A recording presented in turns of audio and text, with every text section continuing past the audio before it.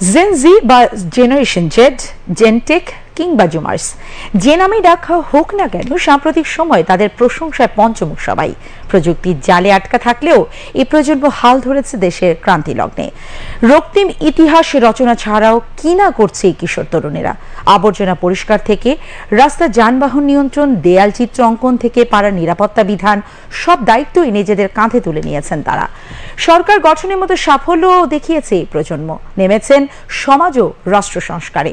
তারুণ্যের অহংকার জেনজি প্রজন্মের আদ্যপান্ত জানাচ্ছেন কুমার বিশ্বজিৎ রায়। সাম্প্রতিক সময়ে সবার মুখে মুখে ফিরছে একটি শব্দ, জেন জি, যাদের জন্ম 1997 থেকে 2012 সালের মাঝামাঝি। এখন বয়স 12 থেকে 27 বছর। প্রযুক্তির জালে আটকা এই প্রজন্মের প্রশংসায় এখন পঞ্চমুখ সবাই। বলা হচ্ছে সময়ের পরিবর্তনের নায়ক এই প্রজন্ম। সরকারি চাকরিতে কোটা সংস্কারের আন্দোলন থেকে শুরু, তারপর সরকার পতন এবং সরকার গঠনের মতো বড় সাফল্য দেখিয়েছে এই প্রজন্ম। অথচ ভাবা হয়েছিল এই প্রজন্ম সমাজ সংসারের প্রতি উদাসীন, কিন্তু বাংলাদেশের ক্রান্তি লগ্নে রক্তিম ইতিহাস রচনা করে হাল ধরেছেন তারাই। সামাজিক যোগাযোগ মাধ্যমে বিপ্লবের লাল রঙও ছড়িয়েছে এই প্রজন্ম। আসলে এই জেন জি জেনারেশন দিয়ে বোঝাচ্ছে জেনারেশন জি, যারা হচ্ছে মূলত টেকনোলজির দিক থেকে অন্যদের চেয়ে একটু বেশি অ্যাডভান্স। পুরো আন্দোলনটাই উঠে এসেছে ফেসবুক থেকে বা টেকনোলজি ইউজ করা থেকে। জেন জি জেনারেশন আসলে অসাধ্য সাধন করতে পারে, কারণ যে জিনিসটা আমরা এত বছর ধরে সহ্য করে এসেছি, যে নির্যাতন বা জুলুম দেখে এসেছি, সেটা এই জেন জি জেনারেশনের এই কালেকটিভ এফোর্টের মাধ্যমেই সম্ভব হয়েছে। সেটা সরিয়ে একটা নতুন বাংলাদেশের দ্বার উন্মোচন করা যায়। একটু পেছনে ফিরে দেখা যাক। 14 জুলাই মাঝরাতে বিক্ষুব্ধ শিক্ষার্থীরা বিশ্ববিদ্যালয়ের হল থেকে নেমে এলেন রাস্তায়। পরদিন পুলিশের অস্ত্রের সামনে বুক ফেটে দাঁড়ালেন রংপুরের বেগম রোকেয়া বিশ্ববিদ্যালয়ের শিক্ষার্থী আবু সাইদ। রক্তাক্ত হলো বাংলাদেশের হৃদয়।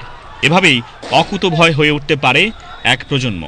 যে কোনো একটা দেশকে যখন আপনি গড়তে যাবেন, আপনাকে তরুণের উপরেই আপনাকে ভর করতে হবে। যারা পুরনো ছিল তারা আপনাকে একটা গাইডলাইন দিতে পারবে, কিন্তু একটা জিনিসকে জয় করার জন্য তরুণ রক্ত যে জিনিসটা থাকে, সেটার বাইরে আসলে কোনো কিছু আসে না। আপনাকে তরুণরাই পারে হলো আপনার দেশকে আগিয়ে নিয়ে যেতে। বেশিরভাগ জেনজি মনে করেন জেনজি প্রজন্ম সবই পারে, পারে অসম্ভবকে সম্ভব করতে, জীবন দিতে পারে অধিকারের জন্য।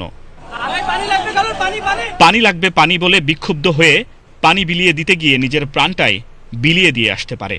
হাল ধরতে পারে সমাজ ও রাষ্ট্র সংস্কারে। জেন জি জেনারেশন অবশ্যই উদ্যোগী এবং ওদেরকে সব কোনো কাজে পাওয়া যায়, এর একটা ভালো উদ্যোগ। ওরা না থাকলে আমরা কোনো আন্দোলন এগুলো এভাবে সফল হইতো না। কিন্তু ওদেরও কিছু জিনিস শিখার আছে, রুখে দেওয়ার কিছু নয়, ওদেরকে ভালোটা শিখান, কারণ পরের জেনারেশন ওরাই লিড দিবে। আগামী ভবিষ্যৎ যেন এই উদ্দীপনাময় হোক। প্রযুক্তির জালে আটকা থাকলেও কি না করছে এই কিশোর তরুণেরা। আবর্জনা পরিষ্কার থেকে রাস্তার যানবাহন নিয়ন্ত্রণ, দেয়াল চিত্র অঙ্কন থেকে পাড়ার নিরাপত্তা বিধান, সব দায়িত্বই নিজেদের কাঁধে তুলে নিয়েছেন তারা। আমি আসলে চাই দুর্নীতিমুক্ত একটা স্বাধীন বাংলাদেশ, যেখানে হচ্ছে কোনো ধরনের ধর্ম বৈষম্য থাকবে না, লিঙ্গ বৈষম্য থাকবে না, যেখানে আমরা মুক্ত হয়ে বাঁচার একটা অধিকার নিয়ে থাকতে পারবো। একটা দেশকে বদলে দেওয়ার স্বপ্ন বুকে নিয়ে যে প্রজন্ম এখন রাজপথে, তাদের জয় জয়কার তো হতেই হবে। 1997 থেকে 2012 সালের মধ্যে জন্ম নিয়ে এই জ্যানজিতের হাত ধরে এখন নতুন স্বপ্নে বিভোর 2024-এ নতুন করে পাওয়া বাংলাদেশ। কুমার বিশ্বজিৎ রায়, বাংলাদেশ টেলিভিশন, ঢাকা।